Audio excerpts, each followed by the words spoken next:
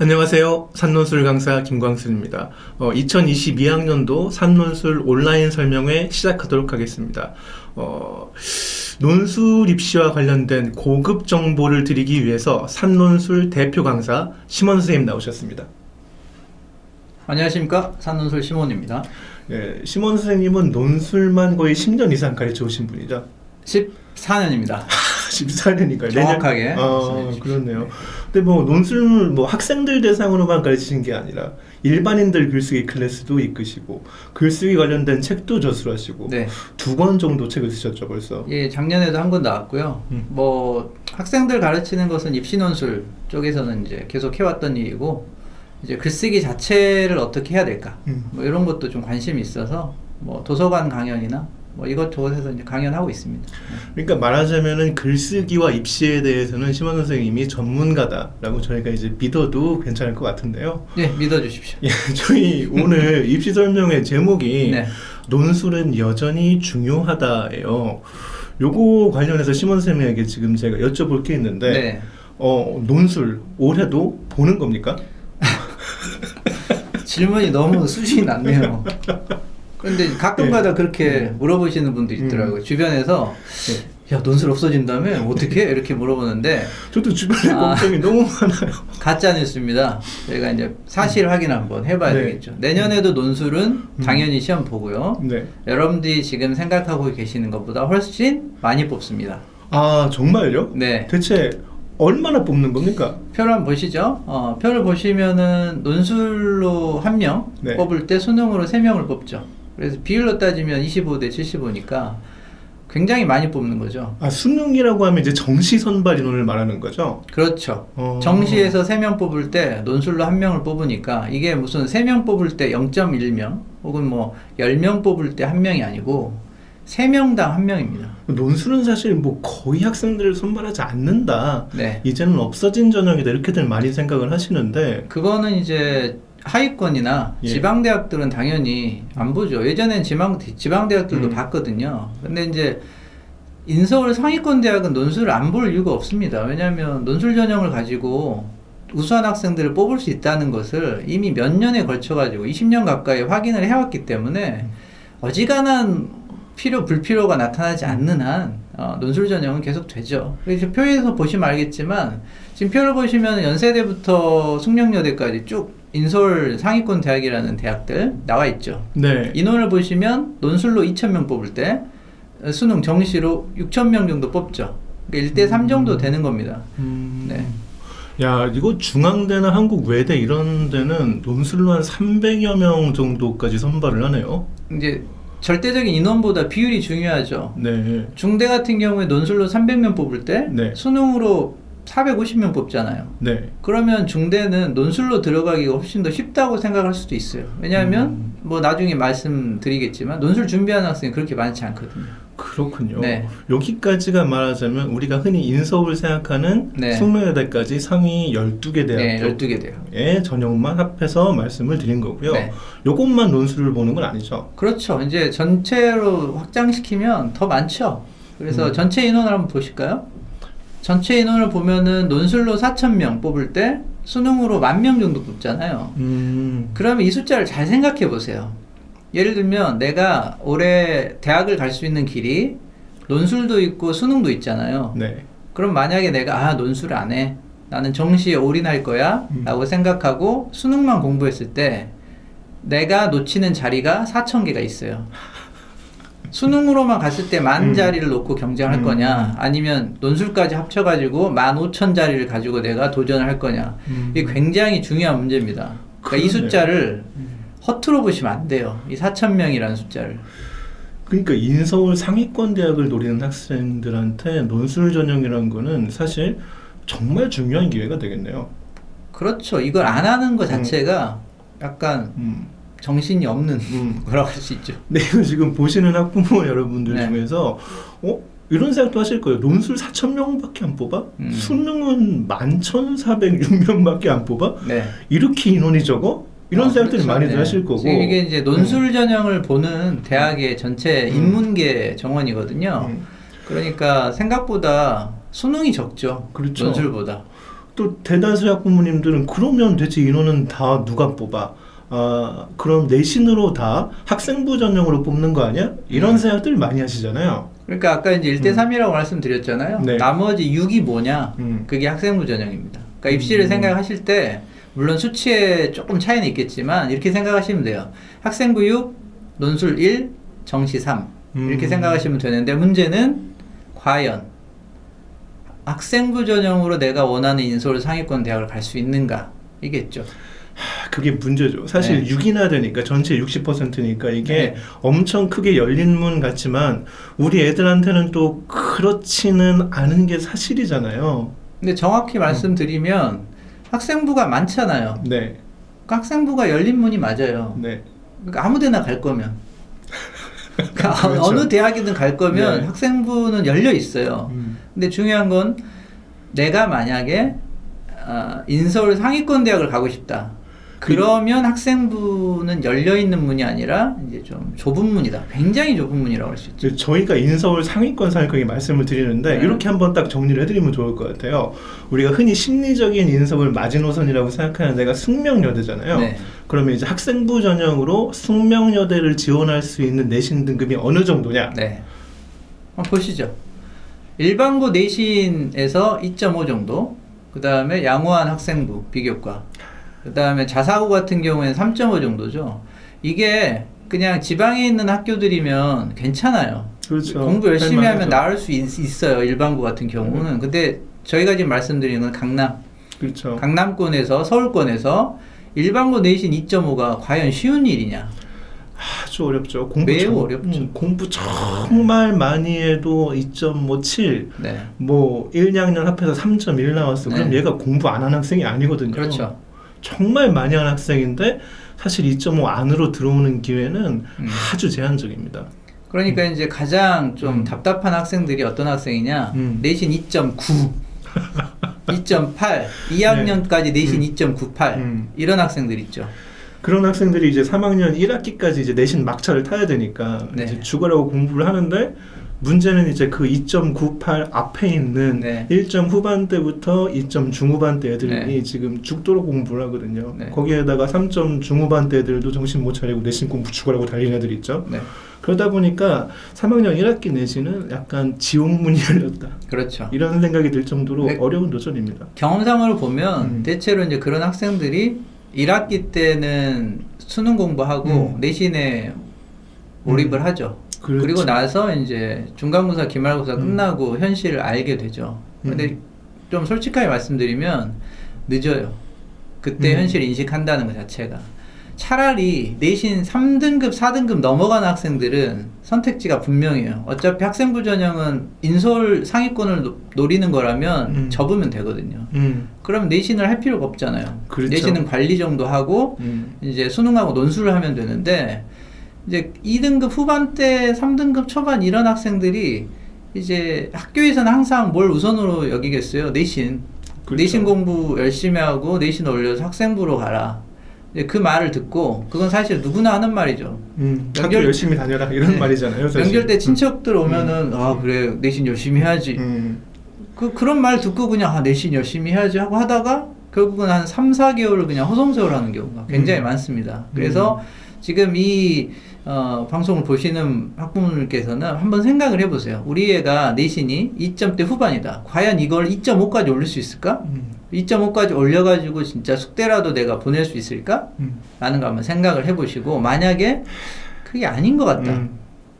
그러면 내신에 그렇게 목매달 필요가 없죠. 그렇죠. 이게 뭐 0.1 뭐 올릴 수 있지 않겠어요. 근데 실제로 네. 올리기 되게 어렵고요. 그렇죠. 근데 또 이제 이 방송 들으시는 학부모님 여러분들이나 이제 학생들도 그럴 때를 대비해서 우리한테 수능이 있다. 이렇게 그렇죠. 생각들을 많이 하셔서 네. 내신하고 수능을 병행해서 공부를 많이 네. 하잖아요. 그러니까 이제 재수생들 보면 좀 답답한 게 네. 이제 정보 부족 때문이겠죠. 학생분 안 했대요. 그리고 그래 그러면 작년에 논술 시험 봤겠구나. 그 물어보면 논술 안 봤다는 거예요. 네. 왜 안 봤니? 그러면 논술이 그렇게 중요한지 몰랐고 준비를 안 했다는 거예요. 그러니까 학생부 전형을 포기했으면 당연히 그 다음은 무조건 논술을 해야 되는 거예요. 그래야 이 수능하고 비율을 봤을 때 아까 말씀드렸듯이 한 3대1 정도 되니까 10,000명 가지고 경쟁할 걸 15,000명 정도 수준까지 내 기회를 볼 수 있단 말이죠. 그런데 그렇죠. 안 해요. 그리고 나서 언제 하냐면 그 9월달 그렇죠. 논술 시험 2달 전에 와가지고 뭘 해요. 되겠습니까? 안 되죠. 그런 학생들이 수능에 목을 메고 준비를 하는데 네. 이제 문제는 수능이라는 문이 그렇게 넉넉한 문이 아니다라는 점을 아쉽게도 이번에 말씀을 드려야 될 것 같죠. 뭐 그건 아마 대부분 다 알고 계실 거예요. 네. 한번 보시죠. 지금 표에 나오는 게 정시 지원 가능 대학 수능하고 이건 정확한 건 아닙니다. 등급이라는 게 퍼센테이지로 이제 분포되어 있기 때문에. 하지만 상식적으로 봤을 때 올 1등급 나오면 서영고 가겠죠. 네. 그리고 중요한 등급대가 어디냐면 2등급 3개 있는데 2222 건동홍수, 그 다음에 22323 국민대 세종대, 그 다음에 23333 여기까지 우리가 인서울권이라고 쳐주잖아요. 그렇죠. 그러니까 이 정도를 받아야 이제 인서울로 들어갈 수가 있는데 과연 저게 쉬운가? 전부 다 2등급으로 깔아야 숙명여대 문 닫고 들어가는 게 네, 정시판이군요. 그렇죠. 그리고 또 정시는 또 절반 정도가 재수생들 가져가죠. 그렇죠. 이게 네. 사실 현역들이 힘쓸 수 있는 전형은 정시는 아닙니다. 정시는 그렇죠. 보통 1년 정도 또 반수생들도 있고요. 네, 네. 그래서 한 번 시험 치러서 경험 얻고 그 다음에 자기 부족한 부분 채워가지고 들어오는 이제 6월 모의고사 이후부터가 이제 진짜 본 네. 게임이 되는 건데 이제 그러다 보니까 맨 위에 등급은 아무래도 재수생, 반수생들 비중이 커지죠. 그런데 이제 중요한 건 뭐냐? 여기 보시면은 22323 국민대, 세종대, 숭실대, 단국대 라인 있잖아요. 이 라인 학생들이 공부를 못하는 건 아니에요. 그럼요. 저 정도면은 수능 공부 열심히 했고 2등급이 3개나 있잖아요. 네. 꽤 잘하는 학생들이란 말이에요. 근데 저 중에서 이런 생각을 할 수가 있겠죠. 그래 나는 뭐 국민대, 인서울, 경기대 가도 괜찮아. 뭐 대학이 전부는 아니잖아. 그렇죠. 이렇게 생각하면은 그냥 편하게 정시 준비하면 돼요. 그런데 만약에 내가 이렇게 열심히 몇 년을 공부했는데 수능을 공부했는데 국민대, 세종대 여기는 난 성이 안 차. 나는 더 상위권 대학을 가고 싶어. 내 목표를 높일 거야. 나는 저 좋은 대학에 가고 싶어. 라고 생각하는 학생들이 있겠죠. 근데 그 학생들 중에서 일부는 학생부 전형으로 되겠지만 아까도 네. 보셨지만은 거의 불가능하잖아요. 많은 네. 학생들에게는. 그럼 남아있는 길이 뭐냐? 2등급 3개로 어떻게 내가 성균관대를 갈 수 있을까? 이 문제가 남는 거죠. 그래서 사실 그런 학생들을 위해 논술 전형이 있는 거죠. 사실 저희는 2등급 3개로 성균관대에 가는 학생들을 좀 보는 편이죠. 그렇게 가죠, 보통. 예, 네. 이화여대도 가고 네, 네. 뭐 수학 5인대 성균관대 합격한 학생들도 있고 그렇죠. 그게 그렇게 되는 이유가 논술에서 요구하는 수능 최저가 네. 앞에서 본 이제 정시의 등급 기준하고는 좀 많이 다르기 때문이죠. 네, 표를 한번 보시죠. 이건 뭐 대부분 이미 다 알고 계실 거예요. 상식적인 거라서. 근데 생각하실 게 이거예요. 왜 대학은 저렇게 수능 최저를 낮출까? 수능 공부를 가지고 학생들을 뽑는 것보다 일정 정도 수준의 수능 능력이 됐을 때, 수학 능력이 됐을 때 논술로 뽑는 것이 훨씬 더 좋은 학생들을 뽑을 수 있다고 생각하기 때문이죠. 그래서 성균관대, 서강대, 중대, 이대 같은 최상위권 대학에서 수능 최저 등급이 3합6이라는 거는 이건 굉장히 낮은 거거든요. 그렇죠. 정시하고 비교를 해보세요.